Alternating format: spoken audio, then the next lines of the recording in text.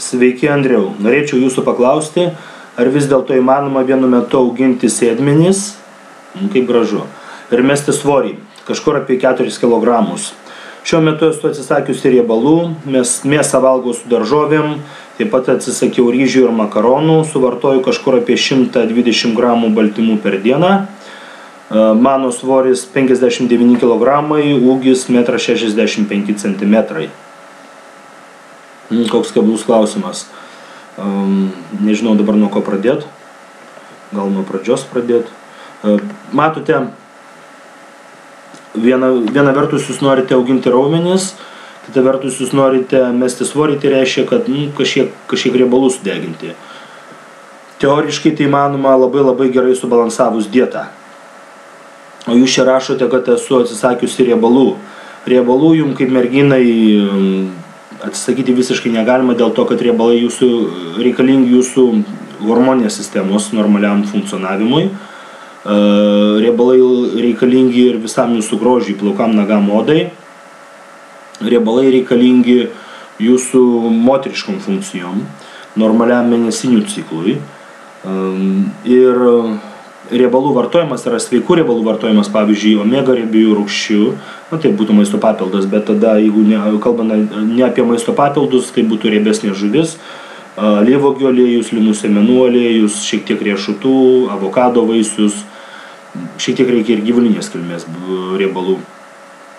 Taigi tie sveiki riebalai padeda kūno riebalų apykaitai. Tai yra visiškai nevartojant riebalų, organizmas taip pat gali persijungti į tokį režimą, kai jisai neatidavinės kūno riebalų.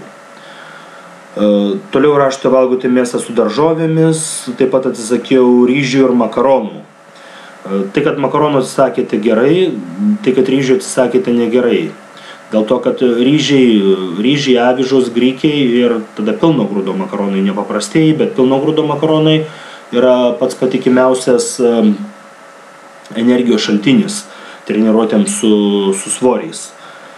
Ir kuomet jūs iš maisto nepakankamai gaunate energijos treniruotėms, tai yra nepakankamai valgote angliavandenių, tuomet organizmas energiją gali imti arba iš riebalų, ir taip pat labai didelė tikimybė, kad energijai jisai panaudos dalį baltymų, kuriuos gaunate iš maisto, ir todėl net jeigu valgote 120 g baltymų, kas yra 2 g baltymų vienam jūsų kūno kilogramui, ir tai yra geras skaičius, dalis tų baltymų greičiausia bus panaudojama energijai, ir tada tam raumenų augimui ir sėdmenų augimui greičiausia, kad tų baltymų bus per mažai.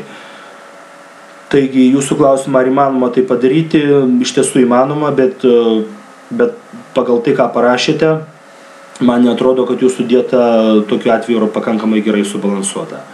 Vis dėlto tai yra ir riebalų trūkumas, kadangi jūs vienareikšmiškai pasakėte, kad atsisakėte riebalų ir normaliai jūsų organizmas funkcionuoti negali arba ilgalaikėje perspektyvoje negalės.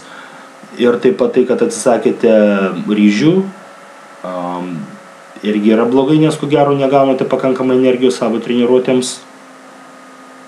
Tai va.